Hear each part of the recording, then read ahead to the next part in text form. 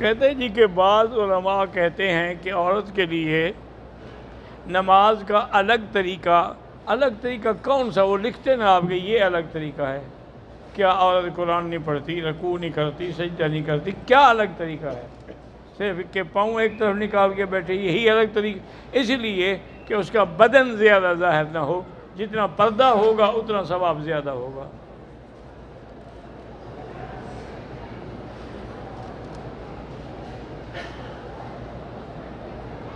کہتے ہیں جی کہ حنفی مسلک والوں کا خیال ہے کہ فجر کی نماز جو ہے اندھیرے میں نہ ہو، کچھ روشنی میں ہو. اور وہ بھی تو ایک حدیث ہے نا جی، حضور نے فرمایا تھا کہ نماز فجر جو ہے اس وقت پڑھو جب روشنی ہو. میرا بھائی یاد رکھو، ایک تو ایک دوسرے سے بغض نہ رکھو، ایک دوسرے کا احترام کرو. اور دوسری بات یہ ہے کہ حنفی اپنی طرف سے الحمدللہ کوئی نہ مسئلہ گھڑتا ہے نہ عمل کرتا ہے.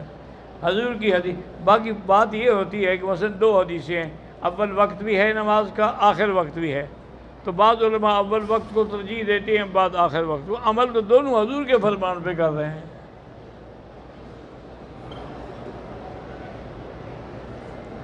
قربانی کے جانور سے عقیقہ ہو سکتا ہے. بھئی عقیقے میں دو ہوتے ہیں، اور اگر بڑا جانور ہے تو اس میں 7 ہوتے ہیں، تو اس میں آپ 2 حصے رکھ سکتے ہیں.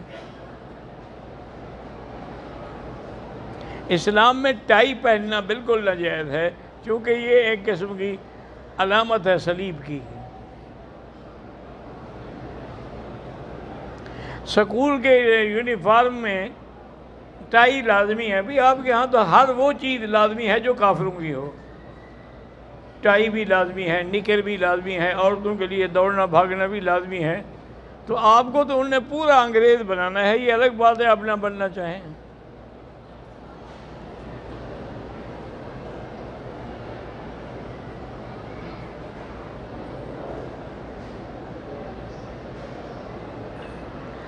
کہتے ہیں جی کہ جس وقت 4 شادیوں والی آیت نازل ہوئی، فَانْكِحُوا مَا طَابَ لَكُم مِّنَ النِّسَاءِ مَثْنَىٰ وَثُلَاثَ وَرُبَاعَ، حضور نے حکم دیا کہ بھی جن کے پاس 4 سے زائد ہیں وہ طلاق دے دیں. لیکن حضور کی اپنی 9 بیویاں تھیں، تو حضور کا مقابلہ آپ کریں گے یا صحابہ کر سکتے؟ ان کو تو اللہ نے خصوصی اجازت دی تھی، کیونکہ پوری دنیا میں دین پہنچانا تھا. تو جب 9 گھرانے سے لوگ آئیں گے تو 9 قبائل میں دین جائے گا. اگر حضور خواہش کے لیے یا شوق کے لیے شادی کرتے تو پہلی کرتے. جو آپ نے بی بی خدیجہ کی عمر اس وقت یعنی اندازہ کریں 53 سال تھی، اور حضور کی عمر 25 سال تھی. اس وقت تو آپ نے شوق کی شادی کی نہیں. اللہ کے بندے، حضور کی جو شادیاں ہیں وہ اللہ کے حکم سے ہیں.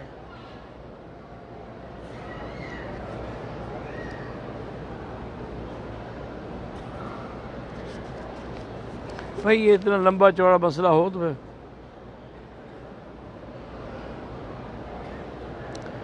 عورت بھی جو ہے شادی شدہ ہوئے میرے کزن کے ساتھ بھاگ گئی، بغیر نکاح کے ایک ساتھ رہتے تھے. اس دوران عدالت سے خلو کا کیس دائر کر دیا، خلو حاصل کر لیا. کوئی خلو نہیں ہوتا ایسا.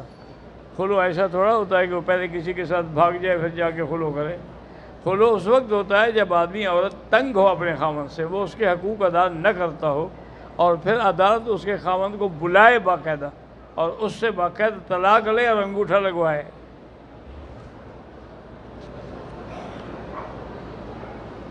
نماز والا درود جو ہے اس کو مختصر کر کے پڑھنے میں، مختصر درود جو حضور نے پڑھا ہے وہ پڑھنا ہوگا. مختصر کا کیا معنی؟ پہلے وہ کتنا لمبا ہے کہ گھنٹے لگتے ہیں. اللہم صلی علی محمد وعلی آل محمد کما صلیت علی ابراہیم وعلی آل ابراہیم انک حمید مجید. یہ کون سا لمبا درود ہے؟ اصل وجہ یہ ہے کہ بعض شیعہ جو ہے نا وہ ایسی حرکتی کرتے ہیں، کیونکہ ان کا درود بڑا مختصر ہوتا ہے کہ اللہم صلی علی محمد وعلی آل محمد، بس وبارک وسلم نہیں پڑھتے. حالانکہ قرآن میں دونوں حکم ہیں، صلو علیہ وسلم تسلیما.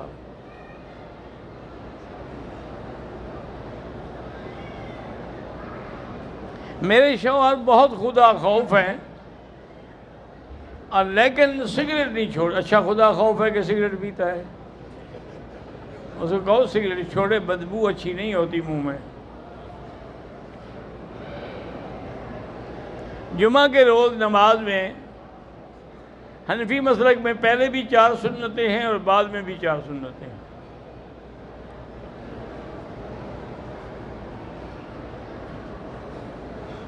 جہری نماز ہم پڑھ رہے ہیں تو آخری تشہد میں جب اتحیات پڑھیں گے, ہاں تو بالکل پڑھیں گے, درود بھی پڑھیں گے, دعا بھی پڑھیں گے.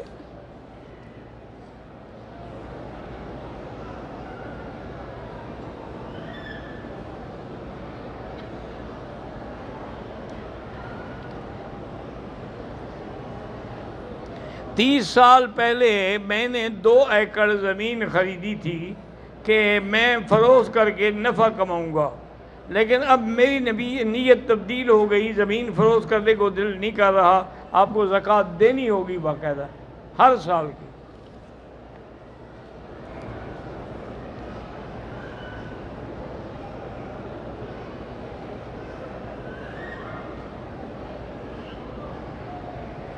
ایک بیٹا اپنے والد سے ناراض ہوا, غصے میں آ کر اپنے والد کی موجودگی میں کہہ دیا کہ میں اپنے والد کے گھر میں 5 منٹ کے لیے بھی نہیں ٹھہروں گا اور نہ رہوں گا, نہ قدم رکھوں گا. اگر ایسا ہوا تو میں اپنی بیوی کو 3 طلاق دیتا ہوں. بھائی اگر وہ ایسا کرے گا تو 3 طلاق ہوں گی نا, لیکن اگر وہ اپنی بات پوری نہ کرے تو طلاق نہیں ہوگی. کیسے کیسے لوگ ہیں, اپنے ماں باپ سے جھگڑتے ہیں, طلاق بیوی کو دیتے ہیں.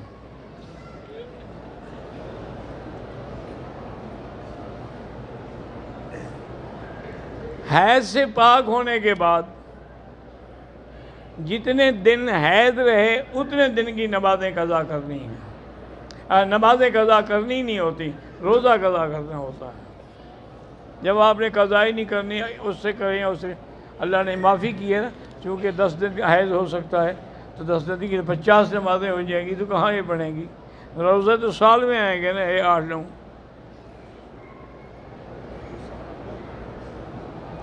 شوہر کے مرنے کے بعد عدت اسی گھر میں گزارے جہاں رہتی ہے.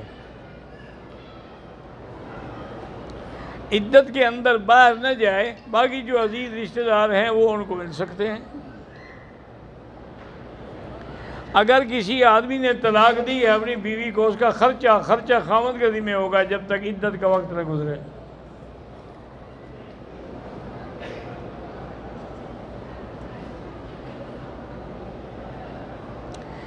شادی کرنے کے بعد جو لوگ دوسرے ملک میں کمانے کے لیے چلے جاتے ہیں وہ اپنی بیوی سے کتنی دیر دور رہ سکتے ہیں؟ زیادہ سے زیادہ 6 مہینے.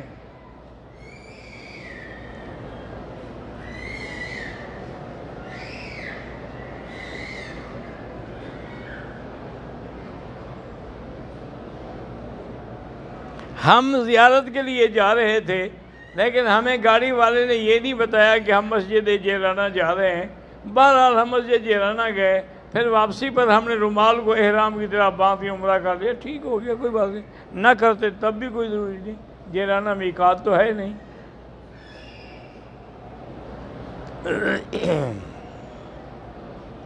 میری تائی اماں اور میری کزن جو چل نہیں سکتی, بیچاری معذور ہے, ہاں ان کے لیے عمرہ کریں. میرا ایک بیٹا ہے محمد احمد فیاض, تو اللہ اس کو صحت طاقت عطا فرمائے. میری 2 دینی ضروریات ہیں اور ایک میرا بچہ بیمار, اللہ شفا عطا فرمائے اور آپ کی دینی ضروریات اللہ پوری کرے. احرام کی حالت میں ہم نے دھوپ والی اینک لگا لی, کوئی حرج نہیں.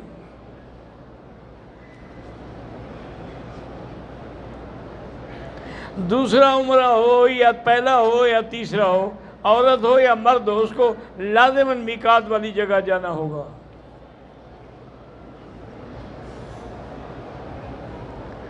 قرض کی وصولی کے لیے کوئی وظیفہ بتائے, میرا تو لوگ دیتے نہیں.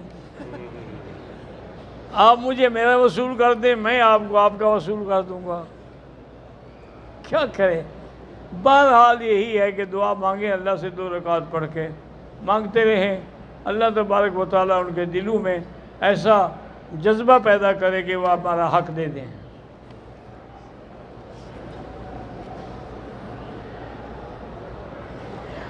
عمرے پر جو لوگ آئے ہیں یا حج پہ آئے ہیں، مدینہ منورہ میں 40 نمازیں پوری، میرا بھائی 40 نمازیں پوری کرنا کوئی ضروری نہیں ہے، افضل ہے کہ موقع ملے تو 40 نمازیں پوری کرو، ورنہ ایک نماز پڑھ کے بھی چلے جاؤ۔ اللہ ہماری جائز تمنائیں پوری فرمائے، آمین۔ میں نے قرآن پاک حفظ کرنے کا ارادہ کیا ہے، اللہ تو نصیب کرے۔ میرا بھائی بیمار ہے، اللہ شفا دے۔ میرا بھائی بیٹے کا نام عبدالہادی ہے، ہم نے دین پور شریف والے شیخ کی نسبت سے، ان کا نام تھا نا حضرت عبدالہادی، اللہ پاک اس کو اس کا تابع بنائے، صالح بنائے، عالم بنائے۔ والد صاحب کی صحت کے لیے اللہ ہر بیمار کو اللہ شفا عطا فرمائے۔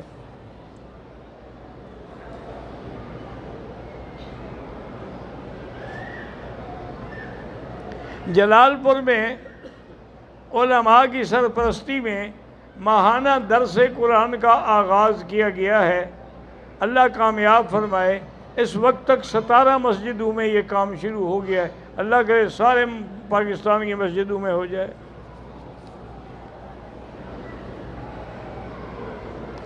میں عمرے پہ آیا ہوں، میرے بھائی نہیں آ سکے، ان کے لیے آپ عمرہ کر سکتے ہیں۔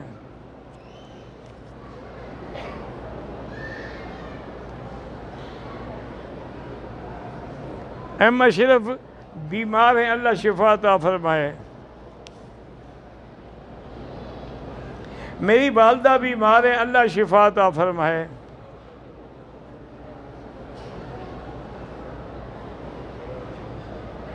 ہم نے احرام پہن کے عمرہ کیا، عمرہ کر کے کھول دیا، غسل کر لیا، تو اب وہی احرام پہن کے دوبارہ ہم کر سکتے ہیں۔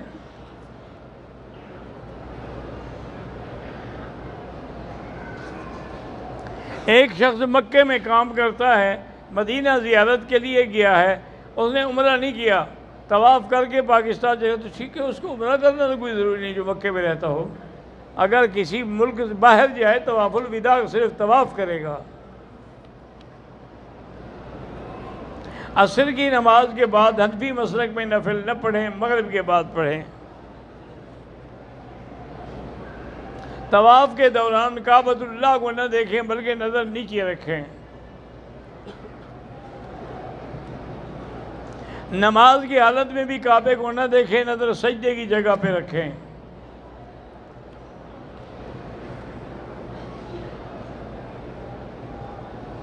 میں نے پاکستان سے آیا ہوں، میری نیت ہے 2 مہینے رہنے کی، بس اب آپ مسافر نہیں رہے، نماز پوری پڑھیں۔ ہم نے عمرہ کیا ہے، گنج نہیں کرایا، ٹک لگائے، اگر ٹک سارے سر پہ لگائے ہیں تو ٹھیک ہے، ورنہ دم پڑ گئی۔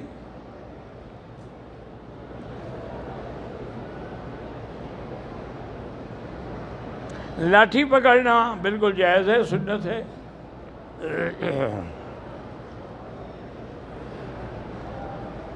میرا بیٹا تھا 11 مہینے کا، فوت ہو گیا، اللہ آپ کو اس کا نعم البدل عطا فرمائے۔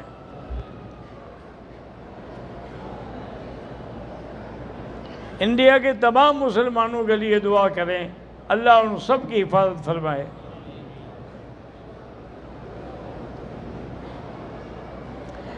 کم عمر بچے جو ہیں ان کے لیے نفل پڑھنا ضروری نہیں عمرے میں، اور نہ بوسہ دینا ضروری ہے۔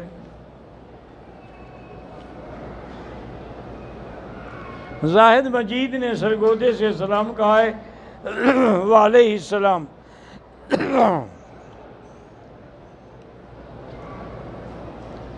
جو عورتیں پاکستان سے بغیر محرم کے آتی ہیں، اور یا پھر جو ایجنٹ ہیں وہ کسی کے ساتھ اس کو محرم بنا، ان کا عمرہ نہیں ہوتا۔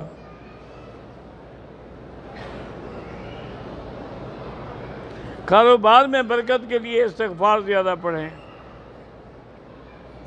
زمزم کے پانی میں اور پانی ملا دیں، اور ملا دیں، لیکن سب کو زمزم تو نہ کہیں نا، زمزم زمزم ہے، اور نہ ملائیں، تھوڑا تھوڑا دے دیں۔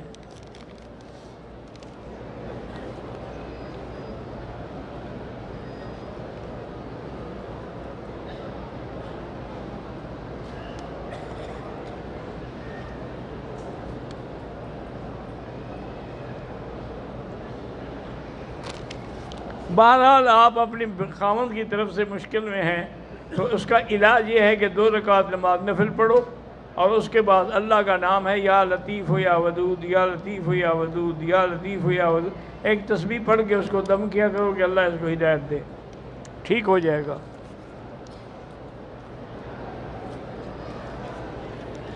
حرم کے باہر بعض لوگ کھڑے ہوتے ہیں جو کھانا تقسیم کرتے ہیں، اگر آپ غریب ہیں، مستحق ہیں تو کھا لیا کریں، نہیں ہیں تو نہ لیا کریں۔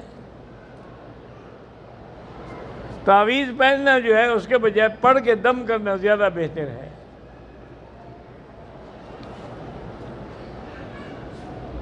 وہ ایک پیر تھا ہمارے علاقے کا، اب تو مدت ہو گئی نہیں آیا ہے، وہ ایک دن آیا تو مجھے کہنے لگا مکی صاحب دیکھیے ہماری کرامت۔ میں نے کہا کیا کرامت بھائی؟ انہوں نے کہا تم تعویذ سے لڑتے تھے نا، اب تم نے بھی گلے میں تعویذ ڈالا ہوا ہے، اب سب لوگوں نے تعویذ ڈالے ہوئے ہیں گلے میں۔ میں نے کہا دیکھیں ہماری کرامت لگ گئی ہے کہ نہیں لگ گئی؟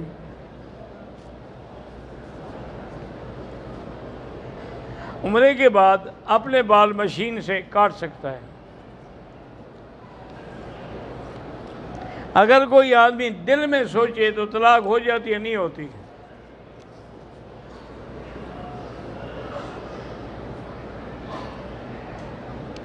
بوٹ پہن کر حالت احرام میں ہوٹل سے مسجد حرام آ گیا، کوئی بات نہیں۔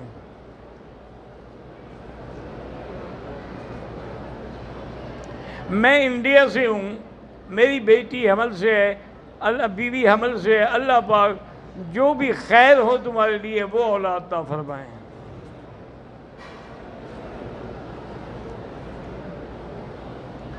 اگر حنفی مسلک میں مسجد الحرام میں دوسری جماعت کرنی ہو تو اس جگہ سے ہٹ کے دوسری جگہ کریں۔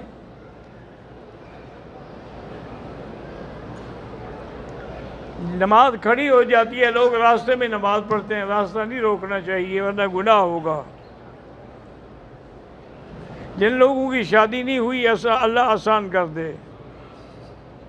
کسی کو جنات کا اثر ہے تو وہ سورۃ البقرہ کی تلاوت کرے، اور نہ کر سکے تو سنا کرے، تو انشاءاللہ جلدی وہ شیطان بھاگ جائے گا۔ اگر ہم نے عمرہ نہ کرنا ہو، ویسے احرام پان کے طواف کیے چلے جائیں، ٹھیک ہے، اللہ قبول کرے۔ اللہ بہرحال شریعت میں تو نہیں کہہ سکتا کہ جھوٹ بولو، لیکن چونکہ مجبوریاں ہیں، لوگوں نے جانا ہے، ٹائم نہیں ہے، عمرہ طواف کرنا چاہتے ہیں، ٹھیک ہے کر لیں۔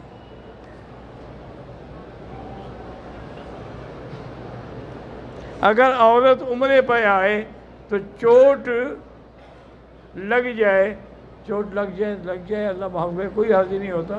جس کو چوٹ لگے اس کو یہ تو نہیں کہ جرمانہ بھی کیا جائے۔ اللہم صلی علی سیدنا محمد وعلی آل سیدنا محمد کما صلیت علی ابراہیم وعلی آل ابراہیم فی العالمین انک حمید مجید۔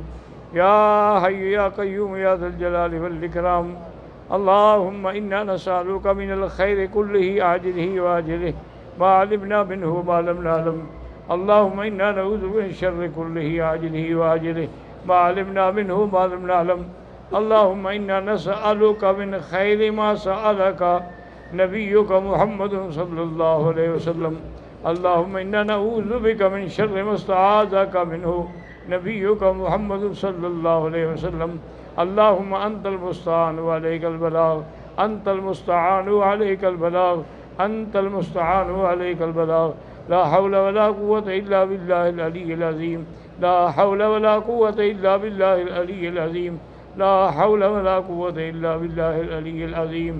یا اللہ تمام آنے والوں کی حاضری منظور فرما، یا اللہ تمام آنے والوں کی دعائیں منظور فرما، یا اللہ پاکستان پر ہر قسم کے شیطانی حملوں سے حفاظت فرما، یا اللہ ہندوستان کے مسلمانوں کی حفاظت فرما، یا اللہ کشمیر کے مسلمانوں کی حفاظت فرما، یا الہ العالمین یا ارحم الراحمین، حرمین شریفین کی محبت نصیب فرما، حضور پاک کی محبت نصیب فرما، صحابہ کی محبت نصیب فرما، اہل بیت کی محبت نصیب فرما۔ ربنا تقبل منا انك انت السميع العليم وتب علينا انك انت التواب الرحيم، وصلى الله تعالى على خير خلقه سيدنا محمد وعلى آله وصحبه اجمعين۔